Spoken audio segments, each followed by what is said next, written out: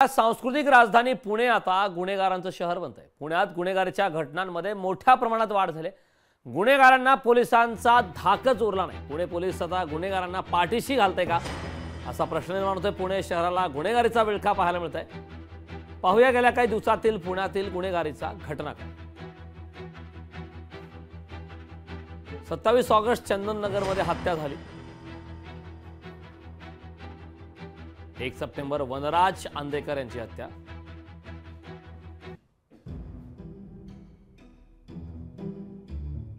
2 September finance मॅनेजरची हत्या करण्यात आली। 4 सप्टेंबर गुलटेकडी परिसरात तरुणाची हत्या।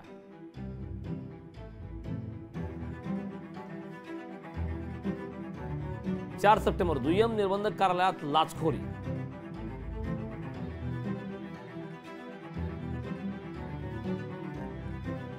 या संदर्भात रमेश चन्नीथला यांची नेमकी काय प्रतिक्रिया आलेली आहे ऐकूया। जब हम लोग पुणे में आए थे हमको बताया कि 2 मर्डर पिछले 2 दिनों में हुआ। यहाँ भी हम पुण्यात नोंदणी आणि मुद्रांक विभागात लाचखोरीचा प्रकार समोर आला। लाचखोर अधिकाऱ्याचा व्हिडिओ लोकशाही मराठीच्या हाती लागलाय। चक्क महापुरुषांच्या फोटो खालीच पैसे घेतानाचा व्हिडिओ समोर आलाय। त्यामुळे पुण्यात नेमकं चाललंय तरी काय? दादांचा प्रशासनावर वचक नाही का हा प्रश्न निर्माण होतोय। दुय्यम निबंधक कार्यालयात हनुमान चव्हाणांचा पैसे घेतानाचा व्हिडिओ आता समोर आलाय। त्याची दृश्य आपण लोकशाही मराठीवरती पाहतो। लाचखोर अधिकाऱ्याचा व्हिडिओ लोकशाही मराठीच्या हाती लागलाय।